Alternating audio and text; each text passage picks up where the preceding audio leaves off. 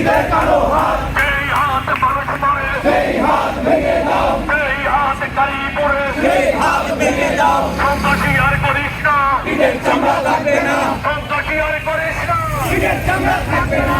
সেই হাত গাড়ি পড়ে, সেই হাত ভেঙে দাও, সেই হাত মানুষ মারে, সেই হাত ভেঙে দাও, সেই হাত গাড়ি পড়ে, সেই হাত ভেঙে দাও, সেই হাত বোমা মারে, সেই হাত ভেঙে দাও। সন্ত্রাসী আর করিস না, ঈদের চামড়া থাকবে না, সন্ত্রাসী আর করিস না।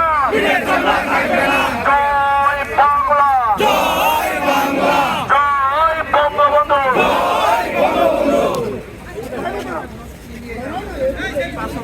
প্রিয় বন্ধুগণ, সারা বাংলাদেশে ষড়যন্ত্রমূলক ভাবে নৈরাজ্য কায়েম করার অপচেষ্টা চলছে। তারা এই ষড়যন্ত্র করছে, সেই ষড়যন্ত্র সংবিধানের বিরুদ্ধে, শাসনের ধারাবাহিকতার বিরুদ্ধে এবং শেখ হাসিনার বিরুদ্ধে। আমরা আইনজীবীরা দীপ্ত কণ্ঠে ঘোষণা করতে চাই, কোন সাংবিধানিক ষড়যন্ত্র বাংলার মাটিতে চলবে না, চলবে না। এবং আইনজীবীরা সকল সময়ে আমরা শেখ হাসিনার পাশে আছি এবং আমরা থাকবো। আপনাদের সামনে এখন সংক্ষেপে বক্তব্য রাখবেন আমাদের নেত্রী জেসমিন সুলতানা।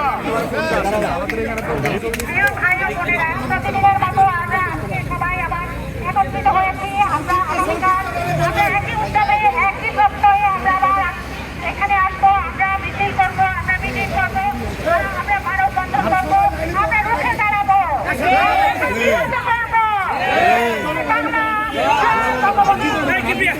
আপনাদের সম্মুখে বক্তব্য রাখবেন আমাদের নেতা জনাব মোতাহার হোসেন সাজু। জনাব মোতাহার হোসেন সাজু। প্রিয় আইনজীবী বন্ধুগণ, আপনারা শুনেছেন এই বৈষম্য বিরোধী ছাত্র আন্দোলন নামে কি হচ্ছে। ইতিমধ্যে আজকে তারা বিভিন্ন স্থাপনায় আগুন লাগিয়ে দিয়েছে। ইতিমধ্যে আমরা শুনেছি বঙ্গবন্ধু মেডিকেলে ডি ব্লকে সেখানে আগুন দিয়েছে, সিএনএম কোর্টে আগুন দিয়েছে, প্রেস ক্লাবে আগুন দিয়েছে, বাংলাদেশের বিভিন্ন ধারাতে আগুন দিয়েছে। এরা কি ছাত্র? জামাতজীবী। এই জামাতজীবী আজকে প্যাট্রোলাইজ করছে।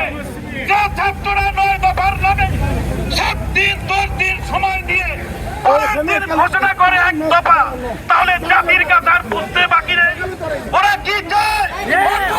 তারা ছাত্র না, যারা আপনারা এক জায়গায় উঠেন, হাইটে উঠুন, আজকে এই সমস্ত ঘটনা ঘটছে। 71 বলতে গেছে যারা নারীকে ধর্ষণ করেছে, আগুন লাগিয়েছে চোখের সামনে, যারা হত্যা করেছে, তারা আজকে একত্রিত। International court forum, doctor Yunus এবং সারা বিশ্বের বিভিন্ন বাংলা বাঙালি প্রবাসী যারা তারা ওই স্টেটের যারা আছে তাদের সাথে নিয়ে একের পর এক ষড়যন্ত্র করে আন্দোলন করে যাচ্ছে।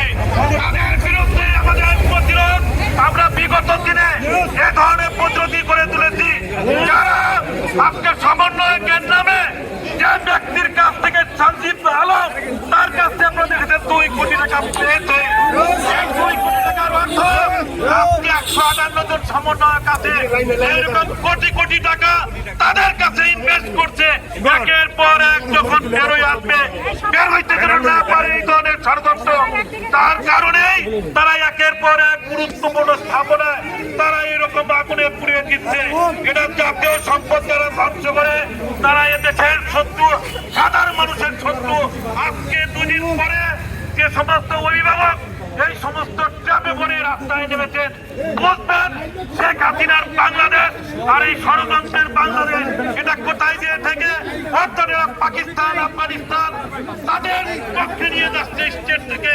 আজকে ফিলিস্তিনের পক্ষে যারা কথা বলে না, ফিলিস্তিনকে নির্বিচারে গুলি করে মারছে, সেখানে তাকিয়ে তাকিয়ে দেখছে তাদের পক্ষে না নিয়ে আজকে সারা দেশের জাতীয় সম্পদ ধ্বংস করে যাচ্ছে। এদের বিরুদ্ধে আমাদের প্রতিরোধ আমরা সবসময় একত্রিত থাকবো। আসি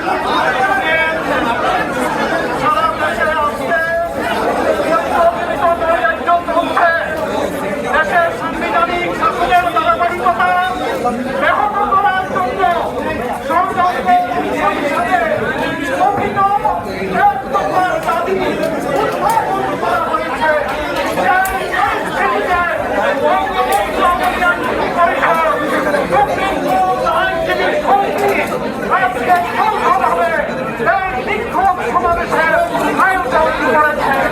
আমাদের বক্তব্য অত্যন্ত পরিষ্কার, সেটা হচ্ছে আমরা কোনো ষড়যন্ত্র বাংলাদেশে বন্ধ হতে দেব না।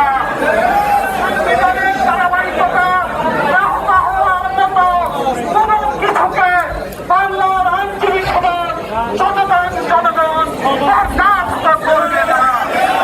এইরকম অবস্থায় এখন আপনাদের সম্মুখে দিক নির্দেশনা মূলক বক্তব্য রাখবেন আমাদের বাংলাদেশের অতিরিক্ত অ্যাটর্নি জেনারেল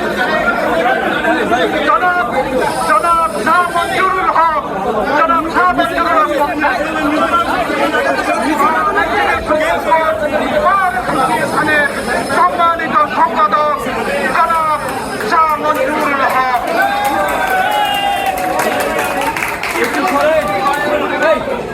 BBC